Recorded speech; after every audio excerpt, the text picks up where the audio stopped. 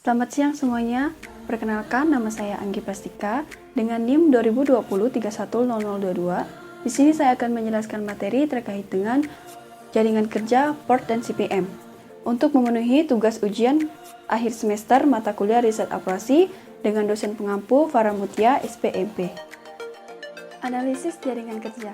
Berbicara mengenai analisis jaringan kerja, tidak terlepas dari suatu proyek. Karena melalui suatu proyek muncullah jaringan kerja. Proyek didefinisikan sebagai suatu kegiatan yang saling berkesinambungan dan berhubungan antar satu kegiatan dengan kegiatan lain, yang menimbulkan suatu perencanaan, koordinasi, dan pengendalian. Pada kegiatan proyek, urutannya harus dilakukan secara logis. Contohnya, dalam membangun rumah, kita tidak mungkin terlebih dahulu menyelesaikan memasang dinding atau atapnya dibandingkan memasang fondasi rumah tersebut. Itu artinya, kegiatan tersebut tidak ada logis.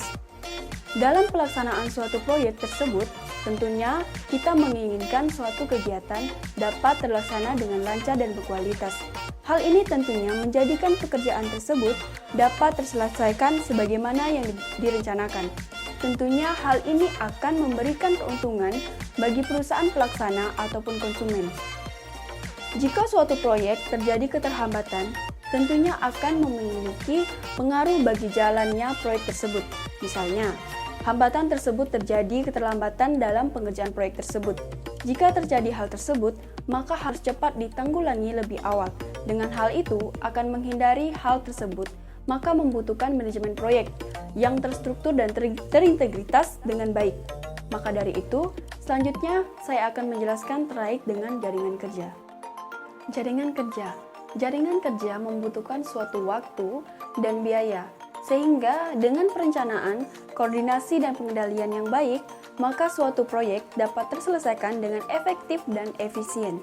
Dalam menggambarkan suatu jaringan kerja, digunakan 3 simbol sebagai berikut. Yang pertama adalah anak panah atau arrow, menyatakan sebuah kegiatan atau aktivitas. Kegiatan di sini didefinisikan sebagai hal yang memerlukan jangka waktu tertentu dalam pemakaian sejumlah sumber daya. Contohnya, sumber daya tenaga, peralatan, material, dan biaya. Kedua adalah lingkaran kecil atau node, menyatakan sebuah kegiatan atau peristiwa atau event. Kejadian didefinisikan sebagai ujung atau pertemuan dari satu atau beberapa kegiatan. Dan yang ketiga adalah anak panah terputus-putus, menyatakan kegiatan semu atau dummy. Dummy tidak mempunyai jangka waktu tertentu karena tidak memakai sejumlah sumber daya. Penggunaan simbol-simbol ini mengikuti aturan-aturan sebagai berikut. Yang pertama, di antara dua event yang sama, hanya boleh digambarkan satu anak panah. Kedua, nama suatu aktivitas dinyatakan dengan huruf atau nomor urut event.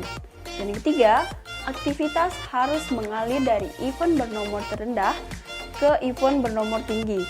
Yang keempat, diagram hanya memiliki sebuah initial event dan sebuah terminal event.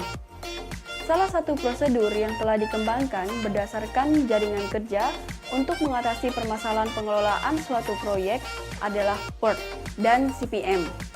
Pengertian pada PORT. PORT merupakan singkatan dari Program Evaluation and Review Technique atau teknik menilai dan meninjau kembali program.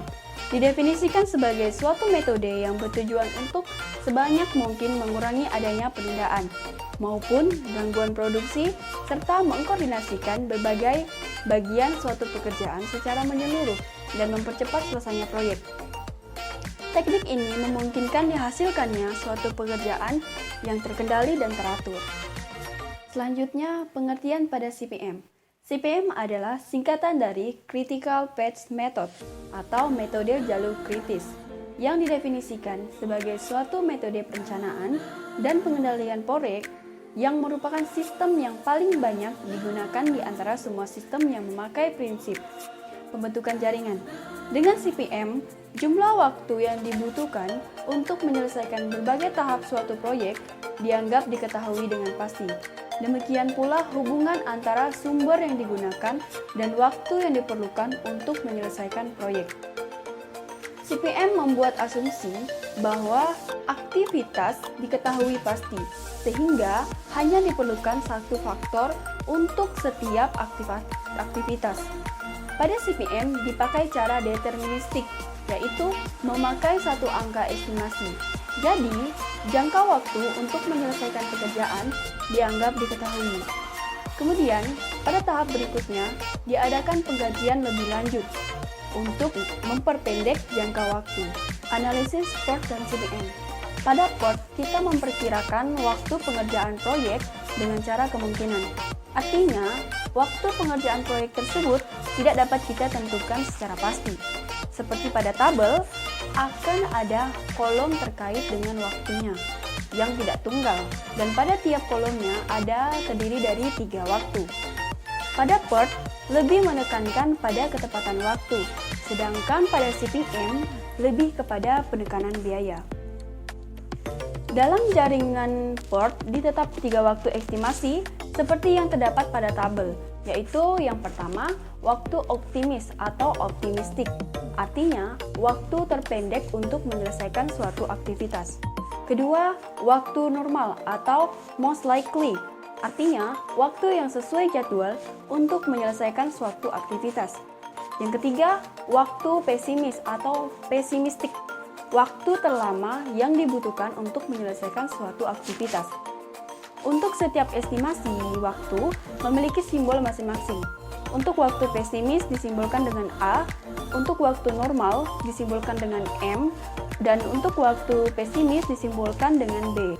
Pada CPM, estimasi waktu untuk tiap aktivitas berupa nilai tunggal. Seperti pada tabel, pada suatu proyek yang menggunakan CPM, biasanya akan ada satu kolom khusus atau kolom tunggal terkait waktu pengerjaan untuk setiap kegiatan. Hal yang perlu diperhatikan dalam analisis jaringan kerja, yang pertama adalah sebelum aktivitas dimulai, semua aktivitas yang mendahulunya harus sudah selesai.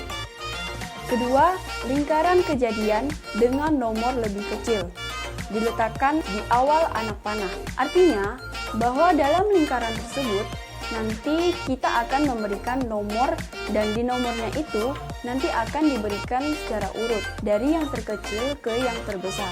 Ketiga, dua buah kejadian hanya bisa dihubungkan oleh satu aktivitas. Jadi, nanti di antara satu anak panah akan ada dua buah lingkaran. Sekian pembahasan pada video kali ini. Semoga bermanfaat dan semoga dapat dipahami dengan baik. Terima kasih.